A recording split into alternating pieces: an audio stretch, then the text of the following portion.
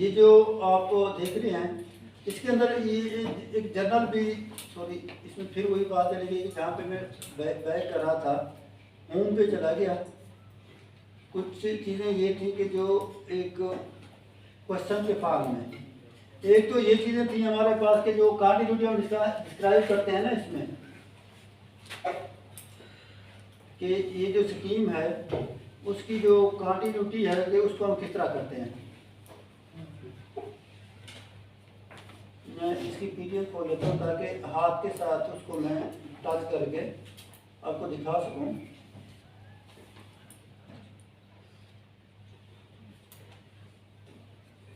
अब ये कुछ वो चीज़ें हैं जो हम अक्सर डिस्कस करते रहते हैं। ये देख रहे हैं, ये लास्ट टाइम हम बात कर रहे थे प्रेसिजन सेट की, अप्रॉक्सीमेशन ऑर्डर की, कंटिन्यूटी की। अगर हम अपने हिसाब से इन चीज़ों को देखें, गौर करें कि अगर हमने किसी लेमैन को बताना है कि भी हमारी सपोर्ट क्या है, तो उसमें हम क्या कहते हैं कि अगर हमारे पास कोई कंट्रोल पॉइंट है, उनमें के अंदर हम एक पॉइंट को डिस्टर्ब करते हैं तो उसके अंदर जो चेंजेस आती है वो हमारी क्या कहलाती है, सपोर्ट कहलाती है। फिर हम कहते हैं कि प्रेसिजन सेट क्या है, जो हमारे पास कर्व है वो एग्जैक्टली किस तरह रिप्रेजेंट हो रही है। ठीक है, उसका मतलब ये है कि प्रेसिजन सेट में हमने कहा था कि प्रेसिजन सेट और अप्रॉक्सीमेशन ऑर्डर, उनके अंदर एक क्या है, लिंक है। जो हमारे पास अप्रॉक्सीमेटिंग सबडिवीजन स्कीम है उनके अंदर हम क्या करते हैं, प्रेसिजन सेट फाइंड करते हैं। फिर अप्रॉक्सीमेशन ऑर्डर है, फिर हमने क्या है कि कंटिन्यूटी को डिस्कस किया है, और फिर इसी के अंदर ऑर्डर ऑफ कंटिन्यूटी भी हमने डिस्कस किया है। लास्ट टाइम भी हमने डिस्कस किया था कि वो चीज़ें हैं जो आप लोगों को मैं दिखा रहा था कि इसके अंदर ऑर्डर ऑफ कंटिन्यूटी भी यानी कि डिस्कस हुआ होगा कि भाई हमारे पास जो इसकी जो प्रीलिमिनरीज है ना, बेसिकली ये देख रहे हैं कि ऑर्डर ऑफ पैरामीट्रिक कंटिन्यूटी क्या है, पैरामीट्रिक कंटिन्यूटी है क्या। ये वो चीज़ें हैं जो किसी ज़माने में हमने, जबकि ये 2009 में ये चीज़ें हमने वो डिफ़ाइन की थी, ऑलरेडी डिफ़ाइन थी, उनको अपने थीसिस में हमने वो अपने फॉर्मेट में लिखा था, अपने अल्फाज में लिखा था। तो C1 कंटिन्यूटी क्या है, C2 क्या है, Cn क्या है ना। तो ये वो बेसिक्स हैं जो आपको अगर चाहिए हों तो वो आप देख सकते हैं। फिर हम आते हैं कि इसकी एनालिसिस की तरफ, कि ये हमने एक जर्नल फार्म दे दी स्कीम की, देख रहे हैं, इसमें हमने कोई मास्क नहीं दिया, एक जर्नल फॉर्मेट में लिखा है स्कीम को कि हमारे पास कोई सब डिवीजन स्कीम है और उसके दो रूल हैं, इवन रूल इस तरह है यानी कि और ऑड रूल इस तरह है। नज़र आ रहा है ना। इसके अंदर जब वैल्यूज आप पुट करेंगे तो ऑटोमेटिकली आपकी स्कीम, और फिर उसकी जो नेसेसरी कंडीशन है, दोनों जो रूल है उनका सम क्या है, 1 के बराबर है। और फिर अगर इसमें अगले स्टेज पे आए तो ये हमारा क्या है, लॉरेंट पॉलिनॉमियल को हमने जर्नल फॉर्म में लिखा है। देख रहे हैं वो चीज़ें जो थोड़ी देर पहले हम डिस्कस कर रहे थे कि हमारा जो लॉरेंट पॉलिनॉमियल है वो क्या है, और हमारे पास जो नेसेसरी कंडीशन है वो क्या है। ठीक है, अब एक और भी हमारे पास कंडीशन होती है कि लॉरेंट पॉलिनॉमियल के अंदर हम अगर -1 पुट करते हैं तो क्या आता है 0, और 1 पुट करते हैं तो क्या आता है 2। और फिर हमारे पास ये जो हमने एक फार्मूला लिखा था कि अगर हमारे पास अल्फा 1 मास्क है, ठीक है, तो अल्फा 1 हमारे पास किस चीज़ के बराबर होगा, हमने इसको इस फॉर्म में लिखा है। ठीक है, और इसके अंदर लास्ट टाइम जब हम डिस्कस कर रहे थे तो हमने जी को नहीं लिखा था। बेसिकली मैंने आपके साथ एक बात शेयर की थी कि ऑड इवन सीक्वेंस होती है, और ये जो जी जब हम बैर कॉमन ले लेते हैं तो ये हमारे पास क्या होता है, उसके अंदर पॉजिटिव और नेगेटिव का डिफरेंस जो है वो ख़त्म हो जाता है।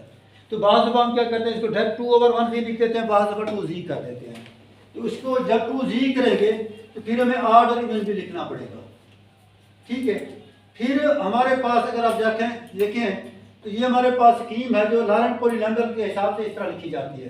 तो जो हमारे पास एक यहाँ पे वर्ड हमने यूज़ किया है सिंबल का, सिंबल और लॉरेंट पॉलिनॉमियल दोनों एक ही चीज़ के दो नाम हैं।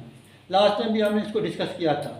अगर अब इसमें जो डिफरेंसेस हम फाइंड करते हैं, बेसिकली डिफरेंसेस फाइंड कर रहे होते हैं ना, कि अगर इसका डिफरेंस हम फाइंड करेंगे तो S1 होगी, यानी जो हमारे पास सब division scheme with respect to alpha 1 है, ठीक है, और फिर उसके साथ डिफरेंस ले रहे हैं एफ के -1, तो ये इस चीज़ को सेटिस्फाई कर रहा है। जो लिमिट सेंसर हम पढ़ते हैं तो उसमें ये चीज़ें जाके हम क्लियरली ये चीज़ें हमें डिफाइन होती हैं। लास्ट टाइम भी आपने इसको बड़े डिटेल के साथ डिस्कस किया था। तो ये उसकी बेसिकली वो है, ये वो नेसेसरी कंडीशन है जो थोड़ी देर पहले मैं आपको बात कर रहा था, ठीक है। तो ये एक वो फार्मूला है जो बाज़ दफ़ा हम इसके अंदर लिखते होते हैं ना, ये ऐसे इसके बराबर है। अब हमने क्या लिखा हुआ था, 1/2 लिखा हुआ था, तो इधर भी 1/2 लिखा हुआ था। अब ये है कि बाज़ दफ़ा 1/2 हम फार्मूले के अंदर लिख देते हैं, बाज़ दफ़ा हम उसको अलग से लिखते हैं, ठीक है। तो ये हमारे पास ऑड और इवन रूल हमने इस तरह करके लिखे हुए हैं।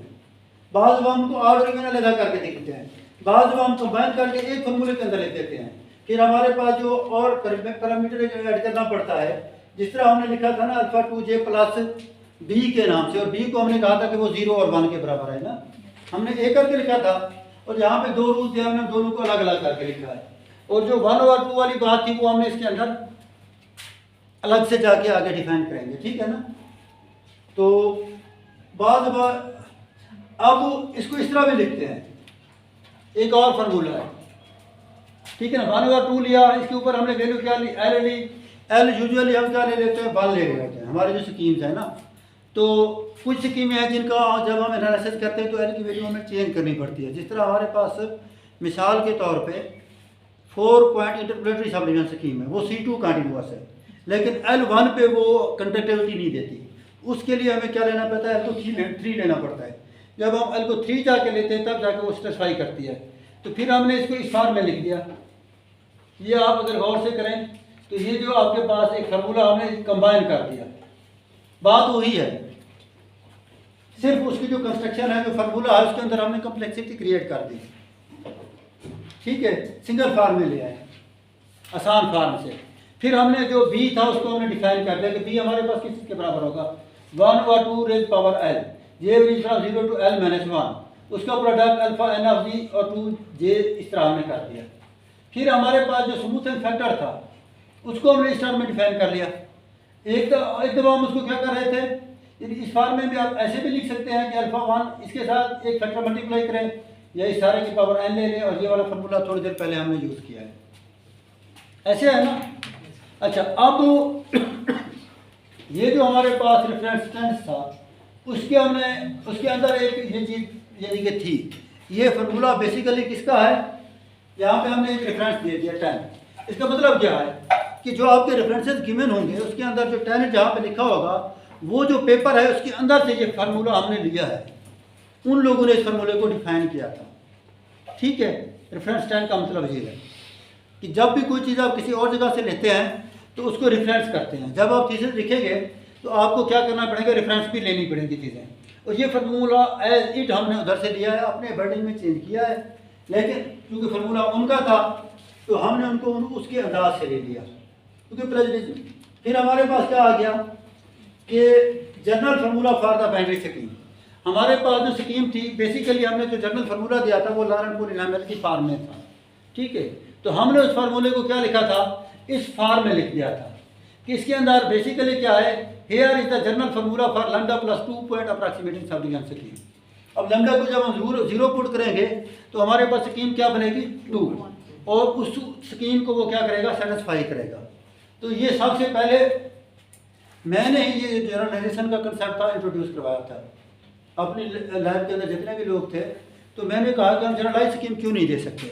अगर आप 2008 से पहले की स्कीमें देखें तो आपको सिंगल फार्म में नज़र आएंगी, उसके अंदर जनरलाइजेशन नज़र नहीं आएगी।